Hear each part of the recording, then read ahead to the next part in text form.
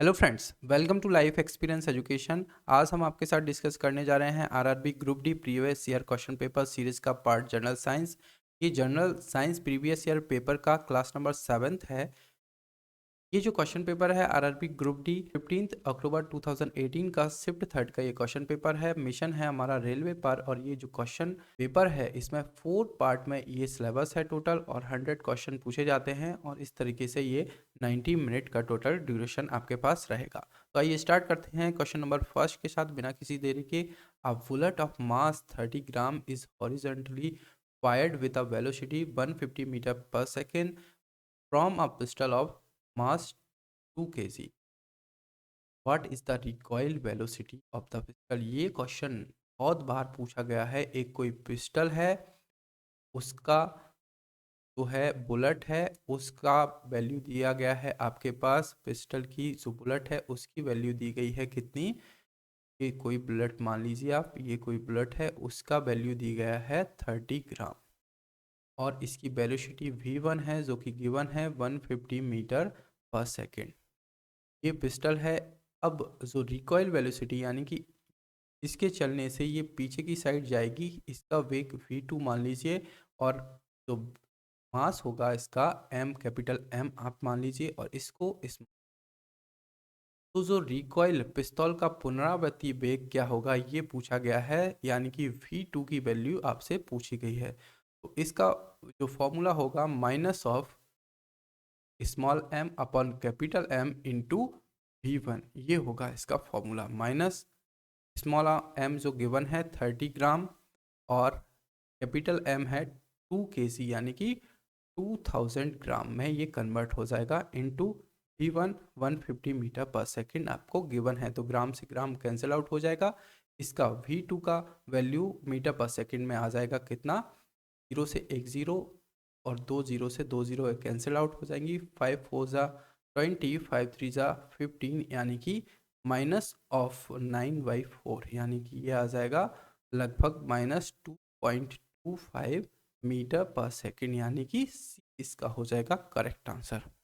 ये फॉर्मूला आपको याद रखना है। ये या तो आप कैलकुलेट वैसे भी कर सकते हैं या फॉर्मूला के जरिए भी आप कर सकते हैं। सी हो जाएगा करेक्ट आंसर। नेक्स्ट क्वेश्चन की तरफ चलते हैं। Up thrust and weight act in, यानी कि अप थ्रस्ट और वेट क्रिया करते हैं किस डायरेक्शन में, अपोजिट डायरेक्शन में ये क्रिया करते हैं, उल्टी दिशा में ये जाते हैं। तो सी इसका हो जाएगा करेक्ट आंसर। इजी क्वेश्चन है। नेक्स्ट क्वेश्चन की तरफ चलते हैं। The weight of an object of the earth is 200 Newton, what is the mass, यानी कि पृथ्वी पर किसी वस्तु का भार दिया गया है 200 न्यूटन दिया गया है, और ये किसके बराबर होगा, mg के बराबर होगा। अब यहाँ पर पूछा गया है द्रव्यमान उसका कितना होगा, तो m आपको कैलकुलेट करना है, g कितना है 10 मीटर पर सेकेंड स्क्वायर आपको गिवन है यहाँ पर। तो ये 10 से 0 कैंसिल आउट हो जाएगा, तो इसका मास यानी कि द्रव्यमान कितना होगा 20 होगा। इसका मास 20 केजी होगा। मास यहाँ से भी आप डायरेक्टली भी निकाल सकते हैं आप यूनिट देखकर। तो मास होगा, इसकी यूनिट क्या होगी, केजी होगी या फिर ग्राम होगी। तो एक ही ऑप्शन है, यानी कि बी इसका हो जाएगा correct answer. Question number fourth है। An object travels 20 metre in 4 second, 10 metre in the next 2 seconds, and then another 30 meter in 4 seconds. What is the average speed of the object? तो आप देख रहे हैं लगातार क्वेश्चन पेपर को। जो group D है उसमें एक एवरेज स्पीड का एक कंफर्म क्वेश्चन पूछा गया है, यानी कि स्पीड इक्वल्स टू क्या होगा, टोटल डिस्टेंस कवर कितनी की गई है और टोटल टाइम कितना है। तो टोटल डिस्टेंस कितनी हो जाएगी 20 meter plus 10 meter plus 30 meter, और टोटल टाइम क्या हो जाएगा 4 second plus 2 second plus 4 second, यानी कि ये हो जाएगा 60/10, यानी कि 6 मीटर पर सेकेंड। यानी कि क्या हो जाएगा इसका करेक्ट आंसर, सी इसका हो जाएगा करेक्ट आंसर। औसत गति हो जाएगी 6 मीटर पर सेकेंड की, यानी कि सी है correct answer. Question number fifth है। Calculate the potential energy acquired via 20 kg hammer when it is raised to a height of 15 meter, और c की वैल्यू 10 मीटर पर सेकेंड इस पर आपको दी गई है। Potential energy p equals to क्या होता है mgh। m कितना है, द्रव्यमान कितना है, यानी कि तो 20 केजी है तो 20 इसका द्रव्यमान है, जी 10 दिया गया है, हाइट कितनी है 15 गिवन है, यानी कि 15 दूनी 30, ये हो जाएगा 3000 जूल। तो पोटेंशियल एनर्जी है ये कितनी हो जाएगी 3000 जूल हो जाएगी, यानी कि सी इसका हो जाएगा करेक्ट आंसर। फिर से बोल रहा हूँ मैं, यहाँ पर आप फिर से कैलकुलेट कर सकते हैं इसको यूनिट के जरिए, सी हो जाएगा करेक्ट। नेक्स्ट क्वेश्चन की तरफ चलते हैं। A porter lifts a luggage of 10 KG from the ground and puts it on his head 1.1 metre above the ground, calculate the work done by him on the luggage. यानी कि एक कुली है, 10 kilo का सामान उठाता है और उसे जमीन से 1.1 मीटर ऊपर अपने सिर पर रखता है। सामान पर उसके द्वारा किए गए कार्य की गणना कीजिए। वर्क इक्वल्स टू क्या होगा, force into displacement into cos theta. तो कॉस थीटा जो कि वर्क किया जा रहा है एक ही डायरेक्शन में किया जा रहा है, किसी वजन को वो कहाँ पर इस डायरेक्शन में फोर्स लगा रहा है और इसी डायरेक्शन में वो उसको उठा रहा है, यानी कि इसके बीच का एंगल क्या हो जाएगा 0 डिग्री हो जाएगा, कॉस थीटा की वैल्यू 1 हो जाएगी। अब फोर्स कितना, फोर्स इंटू डिस्प्लेसमेंट, यानी कि आप देखें m इंटू ए 10 इंटू डिस्प्लेसमेंट कितना हो रहा है 1.1, यानी कि ये हो जाएगा 110 जूल हो जाएगा, यानी कि क्या हो जाएगा डी इसका हो जाएगा करेक्ट आंसर, यानी कि उसके द्वारा किया गया कार्य 110 जूल है। क्वेश्चन नंबर 7 है, an object of a mass 20 kg is moving with a uniform velocity of 10 meter पर second, what is the kinetic energy post by the object. यानी कि द्रव्यमान दिया गया है 20 किलोग्राम का, एक वस्तु 10 मीटर पर सेकेंड की एक समान वेग के साथ घूम रही है, वस्तु के पास गतिज ऊर्जा क्या है। तो गतिज ऊर्जा यानी कि काइनेटिक एनर्जी, इसका फॉर्मूला क्या होगा हाफ एम बी, यानी कि हाफ ऑफ एम कितना दिया गया है 20 केजी दिया गया है और वी दिया गया है 10 का स्क्वायर इंटू 10 इंटू 10, यानी कि ये आ जाएगा फिर से 10, यानी कि ये आ जाएगा 1000।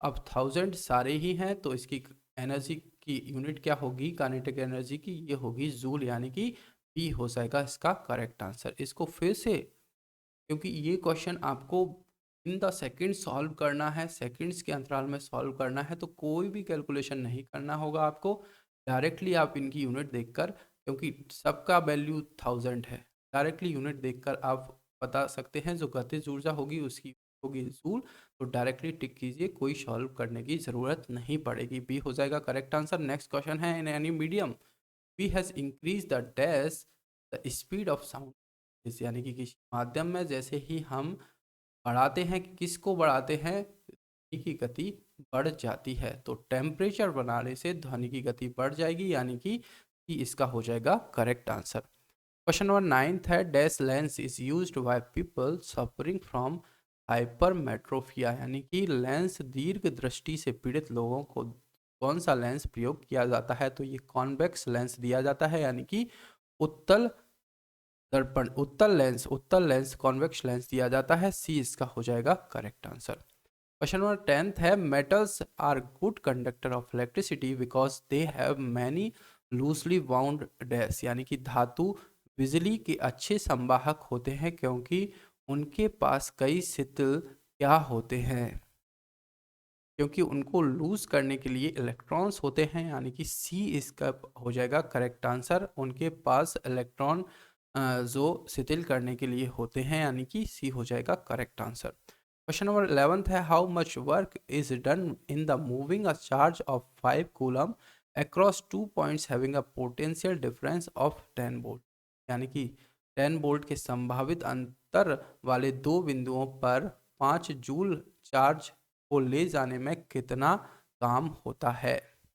अब फिर से बात करें हम, तो चार्ज करने में कितना कार्य, यानी कि वर्क, वर्क आपको निकालना है, तो वर्क की यूनिट कितना होगी जूल होगी, और 50 सब में ही कॉमन है, यानी कि जो 5 कूलम है, यानी कि जो चार्ज है क्यू, उसको कहीं पर ले जाने के लिए 10 वोल्ट जो पोटेंशियल डिफरेंस है वो दिया गया है, यानी कि Q into V equals to क्या हो जाएगा वर्क डन हो जाएगा, यहाँ से 50 जूल इसका करेक्ट आंसर आ जाएगा।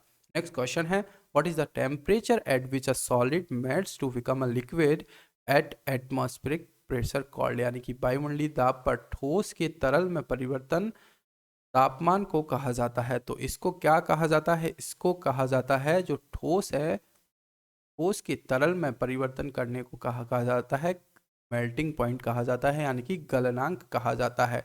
ए इसका हो जाएगा करेक्ट आंसर। अब इसके लिए भी मैंने कई बार एक चार्ट आपको बनवाया है। गैस तीन फॉर्म है, गैस, लिक्विड और सॉलिड, ये तीन फॉर्म है, और फोर्थ एक है प्लाज्मा। ये तीन चार स्टेट हैं, ठीक है। अब सॉलिड से लिक्विड में आप कन्वर्ट करेंगे, सॉलिड से लिक्विड में आप कन्वर्ट करेंगे तो क्या होगा? मेल्टिंग होगा। और लिक्विड से सॉलिड में आप जाएंगे, लिक्विड से सॉलिड में आप जाएंगे तो फ्रीजिंग होंगे, जो कि बर्फ जमने का एक एग्जाम्पल है। फिर आप बोलते हैं लिक्विड से गैस में हम जाएंगे तो क्या होगा? इवेपोरेशन होगा, यानी कि बॉइलिंग पॉइंट होगा। और गैस से लिक्विड में आएंगे तो कंडेंसेशन होगा, कंडेंसेशन होगा। गैस से सॉलिड में आएंगे, गैस से सॉलिड में आएंगे तो डिपोजिशन होगा, डिपोजिशन होगा। और सॉलिड से गैस में जाएंगे तो क्या होगा? आपका सब्लिमेशन होगा। और सब्लिमेशन एक का उदाहरण आप दे सकते हैं, कपूर क्या है? सॉलिड फॉर्म में रहता है और डायरेक्ट कन्वर्ट क्या होता है? गैस फॉर्म में होता है। फिर गैस से आप प्लाज्मा में जाएंगे तो आयोनाइजेशन होगा। और प्लाज्मा से गैस में आएंगे तो डी आयोनाइजेशन होगा।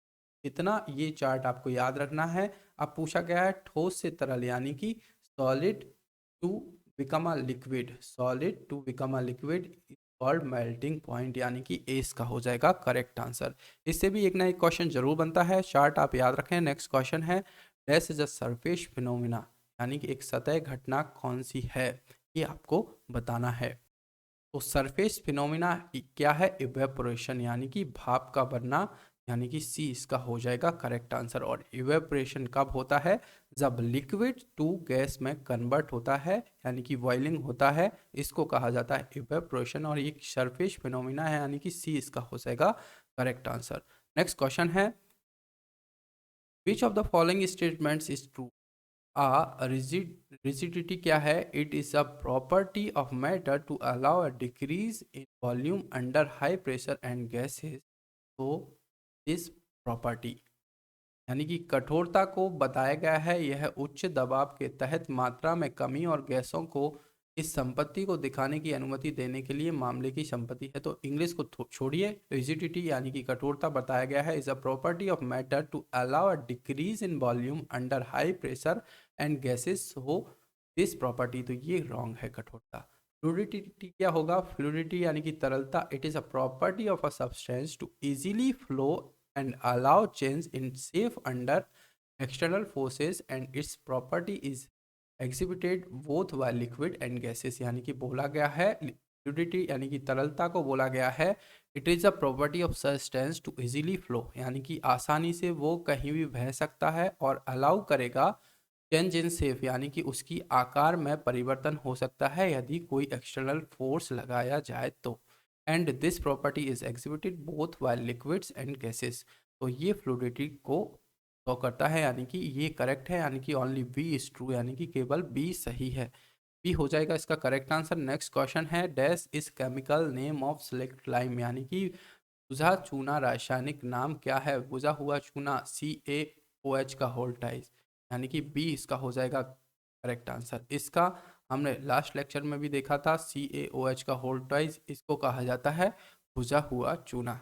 नेक्स्ट क्वेश्चन की तरफ चलते हैं। क्वेश्चन नंबर 16 है when the litmus solution is neither acidic nor basic its colour is, यानी कि जब लिटमस मिश्रण ना तो अम्लीय है और ना क्षारीय है तो इसका रंग कौन सा रहता है? तो इसका रंग रहता है पर्पल कलर का, यानी कि बैगनी रंग का रहता है। ये सी हो जाएगा करेक्ट आंसर। इस टाइप के क्वेश्चन कईयों बार पूछे जाते हैं। सी हो गया करेक्ट आंसर। नेक्स्ट क्वेश्चन है dash metal reacts violently with cold water, यानी कि कौन सा धातु ठंडे पानी के साथ हिंसक प्रतिक्रिया करता है, ये आपको बताना है। कौन सा धातु करता है? सोडियम करता है, यानी कि Na, यानी कि सी इसका हो जाएगा करेक्ट आंसर। और ये सॉफ्ट एक मेटल है, इसको हम इजीली काट भी सकते हैं, चाकू की सहायता से भी इसको काटा जा सकता है। सी है करेक्ट आंसर। नेक्स्ट क्वेश्चन है which of the following is not an allotropes of carbon, यानी कि इनमें से कौन कार्बन का एक एलोट्रॉप नहीं है? तो कोयला है, क्योंकि कार्बन का एलोट्रॉप डायमंड्स हैं, ग्रेफाइट हैं, फ्लोरीन हैं, ये सभी कार्बन के एलोट्रॉप्स हैं। पर जो कोल है ये एलोट्रॉप्स नहीं है, तो डी इसका है करेक्ट आंसर, कोयला। नेक्स्ट क्वेश्चन की तरफ चलते हैं। The electronic configuration of 3 elements X Y Z दिए गए हैं। 281 का दिया गया है, 282 वाई का दिया गया है और 288 रिस्पेक्टिवली जेड का दिया गया है। द एलिमेंट जेड इज, इनमें से जेड तत्व कौन सा है? तो देखिए इसका इलेक्ट्रॉनिक विन्यास है पूर्णतः भरा हुआ है, यानी कि ये नोबल गैसेस हैं, ये इनर्ट गैसेस हैं, अक्रिय गैसेस हैं, यानी कि डी इसका हो जाएगा करेक्ट आंसर। डी हो जाएगा करेक्ट आंसर। और 288 ये एक कौन सी गैस है? 288 ये है ऑर्गन का जो एटॉमिक नंबर है, ये 18 है और इसको इस तरीके से लिखा जाता है 28 और 8 की 18 हो जाएगा, यानी कि ऑर्गन है। डी हो जाएगा करेक्ट आंसर। नेक्स्ट क्वेश्चन है, स्लीप tube and companion cells are mainly responsible for the transport of, यानी कि सल्नी ड्यूब, स्लीप ट्यूब एंड साथी कोशिकाएं कंपेनियन सेल्स मुख्य रूप से परिवहन के लिए जिम्मेदार हैं और किस में पाई जाती हैं? ये फूड्स इन प्लांट्स, यानी कि पौधों में भोजन के लिए उपयोग की जाती है, पाई जाती हैं। ई हो जाएगा इसका करेक्ट आंसर। नेक्स्ट क्वेश्चन है, डैश टिश्यू फ्रॉम ग्लैंड की ऊतक ग्रंथियां बनाती हैं। कौन सी टिश्यूज जो है वो ग्लैंड्स बनाती हैं, जो ऊतक ग्रंथियां बनाती हैं? तो एपिथेलियल जो टिश्यू है ये फॉर्म करते हैं ग्लैंड्स का, यानी कि ग्रंथियों का, यानी कि डी इसका हो जाएगा करेक्ट आंसर। नेक्स्ट क्वेश्चन है, dash takes place with the help of oxygen and responsible for the complete breakdown of glucose into carbon dioxide and water, यानी कि ऑक्सीजन की मदद से ग्लूकोज को CO2 और H2O में पूर्ण विघटित करने के लिए जिम्मेदार कौन है? इसको क्या कहा जाता है? इसको कहा जाएगा एरोबिक रेस्पिरेशन, यानी कि डी इसका हो जाएगा करेक्ट आंसर। नेक्स्ट क्वेश्चन है, egg laying animals are called, यानी कि अंडा देने वाले जानवर को कहा जाता है। तो अंडा देने वाले जानवर को क्या कहा जाएगा? इसको कहा जाएगा ओवी पेरस, यानी कि बी हो जाएगा करेक्ट आंसर। नेक्स्ट क्वेश्चन है, the in evolutionary term we have more in common with, यानी कि विकासवादी शब्दों में हमारे पास सामान्य रूप से अधिक हैं। तो हमारे पास सामान्य रूप से अधिक है चाइनीज स्कूल, यानी कि स्कूल के लड़के, ये आंसर गिवन है, ए उसका हो जाएगा करेक्ट आंसर। तो आज की सीरीज का ये लास्ट क्वेश्चन था। लेक्चर आपको पसंद आए तो लाइक एंड शेयर करना आप ना भूलें। साथ ही में लाइफ एक्सपीरियंस एजुकेशन चैनल को सब्सक्राइब करने के लिए आप चैनल से जुड़ेंगे। एक है सोशल मीडिया हैंडल्स हैं हमारे, इंस्टाग्राम, फेसबुक पेज है, टेलीग्राम चैनल है, लाइफ एक्सपीरियंस एजुकेशन नाम से आप हमें यहाँ भी फॉलो कर सकते हैं। Thank you.